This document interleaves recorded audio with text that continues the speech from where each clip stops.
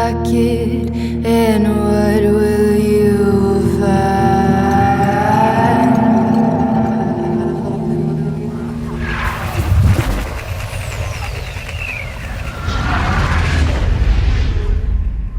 Welcome back, listeners. Trevor Barnes here, and this is Eyes to the Skies. We've been talking to Dr. Elaine Mather, coming to us live from the Exopolitics Expo in Madrid. Dr. Mather, you specialize in lunar anomalies, but yours is a different approach from many I've encountered. That's probably true. It's an enthusiastic community, but some of us are more credulous than others. And you lean toward incredulity. Incredulous can synonymize both cynical and skeptical. I, however, draw a very clear line between those two. Cynicism is a position. Skepticism is an approach. Unpack that for me, will you? You are a friend of Thomas's. He loves that infernal phrase. A cynic takes a pessimistic or negative view of a subject out of hand. There are anomalies on the moon and the government is hiding them, for example. It's a locus of perception. A simple one. It requires no evidence. It stands pat. As opposed to skepticism? Skepticism does not stand still. A skeptic hears a claim and says, "Show me. There are anomalous structures on the moon? That would be fabulous. Show me. Or better yet, take me there. Let me see them with my own eyes." I like this a lot, Doctor, but I also see where skepticism and cynicism can get confused. It's not always easy to tell the difference. Flexibility is the thing, then. It's the key to being a healthy skeptic. Perhaps, Dr. Mather, but shouldn't the skeptic hold their ground as firmly as the believer? Most certainly. There's no need to abandon the core skepticism, but we must investigate all possibilities. That's what sets us apart from the blind faithful and the cynic alike. So we should what, then? We should seek the monsters? Not only should we seek, we should lead the search. What of the notion that the burden of proof lies with whomever makes the claim? Why sit back and demand proof of others? If you hold a view, test it. The true skeptic must go in search of the very things of which they are skeptical. And only then can they eliminate or verify a claim? You can see why this has made me somewhat unpopular in the credulous halls of our friend Dr. Ott. I've been accused of asking too many questions myself. Dr. Elaine Mather, thank you so much. I look forward to hearing more about the expo when you get back stateside. Take care, Trevor. And thank you for tuning in, listener, and for keeping your skepticism healthy. It doesn't make many headlines. What's more exciting, wild speculation or measured observation? But perhaps Dr. Mather is right. Both cynicism and blind faith are too easy. So, as I begin my doctor-recommended journey toward true skepticism, I hope to see you along the path. And as always, I bid you, eyes to the skies.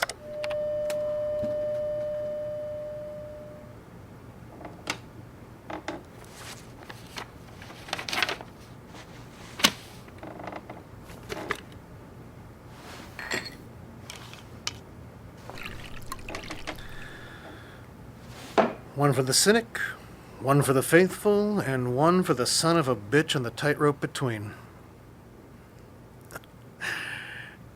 Here's the balance.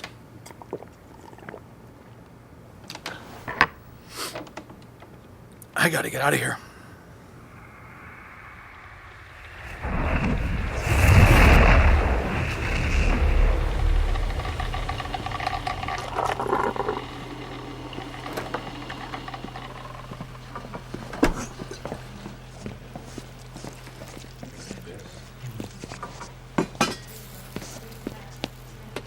Hey, Trevor, I was gonna call the showman, but I saw you walk in and wow, like fate brought us together. The hell you doing here? Can we not do this right now, Al? I'm off the clock. It's indigenous to the area. Natives pass the stories down through the oral tradition. You're telling me Pittsburgh's got its own species of Sasquatch? This ain't the city, Trevor. You get much out past New Kent, it's forest, buddy. Look, Al, I appreciate your enthusiasm and all the calls, but man, I do one of these meetings maybe You're once a year. You're the only one who listens. Bigfoot, UFOs, Ray's Town Ray. I know they call me Mad Al for that talk. They call you Mad Al because you punched the Allegheny Ludlam rep in the middle of a CBA negotiation. Son of a bitch modified the terms without consent. I was the union rep. I represented. I'm sure he deserved it and worse, but Al... Wood knocking. What? March 22nd to 29th, 2015. Out near Kinsey Dam and Reservoir. Footprints in the snow and wood knocking. Loads of it. You know what wood knocking is? It's how Sasquatches I communicate. never heard anything like it. Sunset to sunrise. Knock, knock, knock. Must have been hundreds of them. You were there. There are more things in heaven and earth than... All right, fine. It's a slim thread, but I'll pull on it. Call the show line at 7 a.m. sharp and we'll record. Always good to have something in the can for backup. Shall we gather in our circle? Welcome, everyone. Thank you for being here. One housekeeping matter. The library has asked that we make sure to keep food and beverages away from the stacks. Hate to see such fine tomes desecrated. Relegated as they are to the basement here. Books are fragile things, and fragile things must be preserved. Now then, thank you all for coming. Grief is a slippery thing. It can motivate and depress, cleanse and pollute. Whatever you're experiencing tonight, welcome. Diane, you have the floor. Hi, everyone. Hi, Diane. Everett's been gone a year. I should be used to it by now, but I still reach for him in my sleep. And I'm still surprised when I wake up and he's not there. It feels so empty when I think he's never going to make another stupid joke or do another silly dance to cheer me up. Never going to gross me out with his endless farting.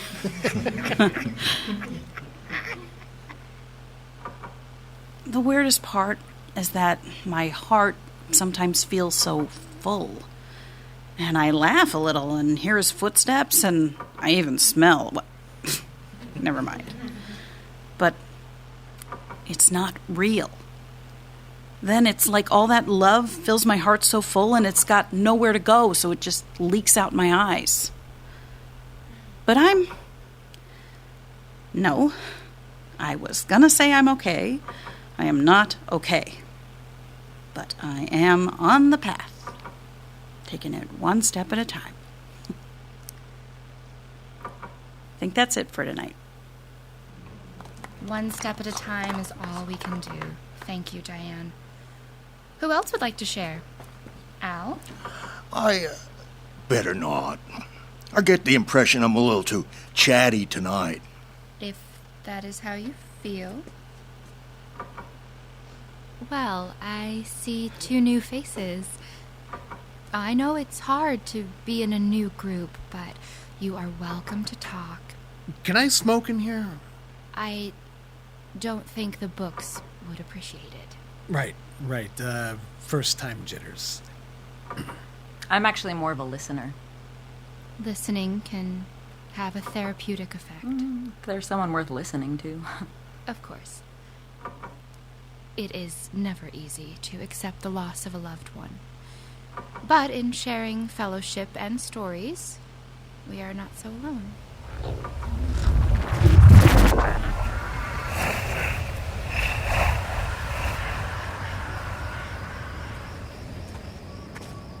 Got a light?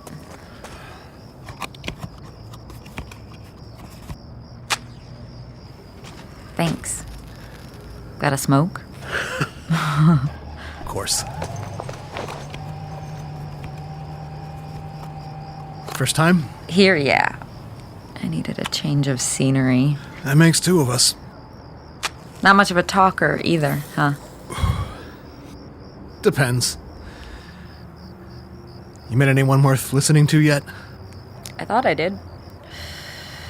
In my last group, David, really smart. Novelist. I always wanted to write a book. Anyway, he's gone. So I come and I listen. It gets lonely, you know. I do. I'm sorry. You'd have liked him. Though unlike you, he dealt in fiction. Have we met? I've seen you speak at a few expos. I listened to your show. Second time tonight. I shouldn't have said anything. It's fine. Really, I appreciate it. You know, it's just... You don't believe them, do you? Your guests? I think my guests are some of the most inquisitive minds on the planet. They're forging the road to truth, however winding that may be. I heard you say that the other night. Don't steep the hemlock. That was funny. Thanks. You don't have to do that, though. Do what? The radio voice. Believe it or not, you're safe here. Well... I forgot how to shop. What?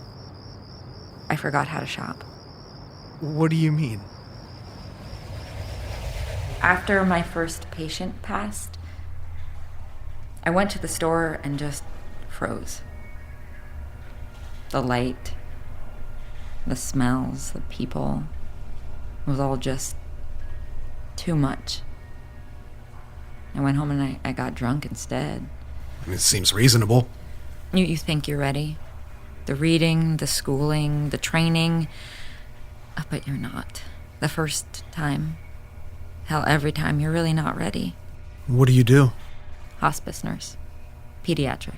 Ah. Anyway, the next day I take my sister shopping with me. She starts asking me these completely reasonable questions like, what do you like to cook? That just make me so angry. I don't know, Lily. Frozen pizza. That's not very healthy. What kind of vegetables do you like? I start bawling like a baby in the produce section. I fell down on the floor and everything. Next day, third time's a charm, she starts asking questions again. Evie, I am trying to help. I know she is. I just need some food so I don't starve, but it's so hard. And then I realize that's the ticket. The ticket? This is how I'm going to get by. I'm not going to get by. I'm going to leave the grocery store and never come back. I'm going to starve myself to death. Bold strategy. My sister doesn't like that plan at all. Ouch! Eve Fallon, if you ever speak like that again, I will slap you so hard your head will spin. Lily leads me around the store pointing to things. I nod, it goes in the basket. I don't, it doesn't. It's a system. So the next week I go back alone. Are you sure you want to do that? I'll go with you. No hitting this time, I promise. But I'm a professional. The grocery store cannot defeat me. You bought the same thing. To the item, yeah. Only they were out of provolone, so I got the Limburger because it was in the provolone's old spot. Ugh. Took me 3 more trips to stray from the list. I mean, not so bad, really. As long as you avoided the Limburger. Oh, yeah, cheddar is my new fallback. Good adjustment.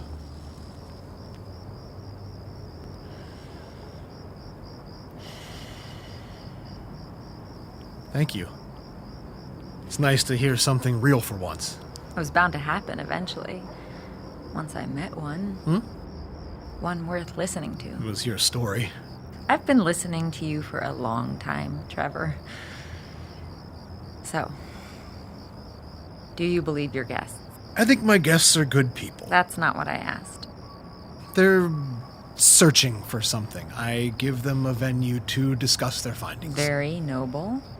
I'm afraid I'm setting them up to be hurt. How? What if these things that they're wasting their lives on are lies and I'm enabling delusion? The world could use a few more monsters, aliens, and secret moon bases. You think so? It's something to believe in. Faith can be dangerous. I think it's a good thing you do for your guests, helping them hunt their monsters. I hope they're right.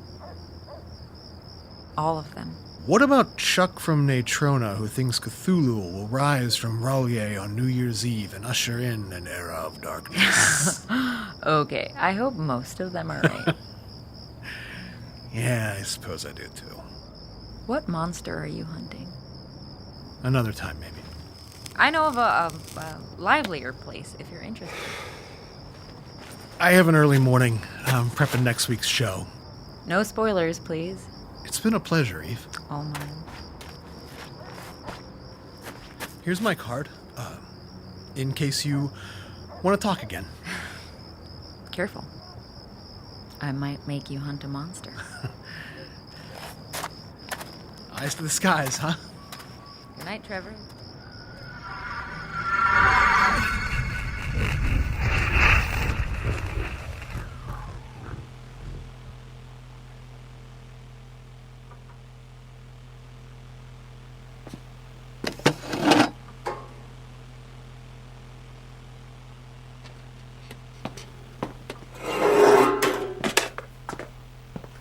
we're finished for the evening. Yeah, just had a couple of questions. Alice, was it? It was. I am ready to answer. What do you make of it? It, sir? The meeting of the minds. I am not certain I understand your question. Hunter and hunted. Alpha and Omega. Sir, while I appreciate a cryptic overture as much as anyone... You're still in character. Man, Al gets to say so many things. I noted your joy in divulging classified information. Kinsey is hardly classified, Sesh. There are hundreds of us. They don't know that. Sure they do, they just don't believe it. Shall we return? I will. You have an assignment of the utmost importance. What is my directive? Immersion observation. What is my objective? General study. See what the natives see. And my location? I booked your room at the Quality Inn. You should go to the Sports Page Bar and Grill. I highly recommend the buffalo wings. I thought the age of burnt offerings had passed. Primitive, I know, but the way they prepare them with the grill and the sauce and the... Oh, and get blue cheese, extra, trust me. Charred flesh dressed with clotted organic discharge. Well, when you put it that way. These are facts. The whole is greater than the sum of its parts. Is it? In point of fact, you're right. Of course, clotted, molded cream suspended in slightly less clotted cream, a bowl of rotten milk, but damn if it isn't tasty as hell. And on a spicy wing, perfection. I will take it under advisement, sir. And have a beer. Hell, go wild. It's on the company card. Intoxicants are forbidden while on excursion. They are. I am not sure what to make of this assignment, sir. That's part of the fun, Sesh, figuring it all out. You never answered Mad Al's question. What do you think of the confluence of our agents? Unremarkable. A bit of tension, likely environmental. Typical of platonic human relations. So it would seem. Sir, did you arrange their interaction? I may have. Subtly guided them to this moment. Agent 15068 is cleared for interaction. We know nothing about her. I've been watching her. We are not authorized to... I know about our clearance levels, authorizations, all the official parameters. It's boring. You're a researcher, aren't you? I am. This is new knowledge. A new way forward. There's going to be more going on here than you yet realize. Yes, sir. And you have fun tonight. That's an order. I've got my own assignment to attend to.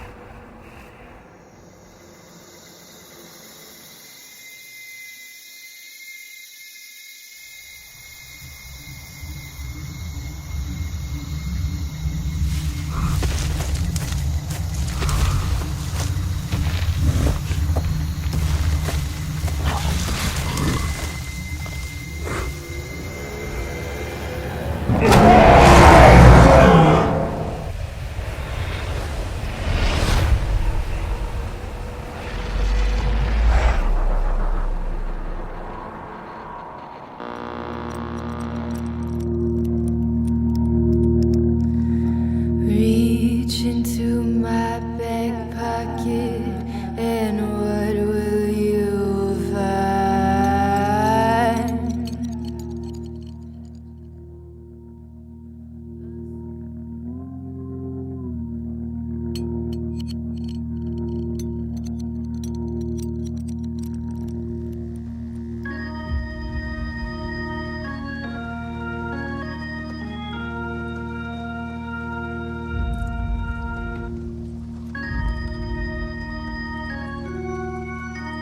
You've been listening to Cryptids on your chosen podcast platform. Cryptids is created by Alexander V. Thompson, starring Marianna McClellan, Alexander V. Thompson, William McNulty, Jenna Krasowski, Sarah Kinsey, and Meryl Jones-Williams. Written by Alexander V. Thompson. Directed by Devin Shepard. Produced by Nora Unkel, Devin Shepard, and Gabriel Rosenstein. Sound designed by Gina Zdanowicz. Theme song, Joanna, by Mary Esther Carter. Cryptids is a production of Wild Obscura Films. Thank you for listening. If you liked our program, please rate and subscribe to help other listeners find their path to uncovering the mystery. And as always, I bid you, eyes to the skies. Good night.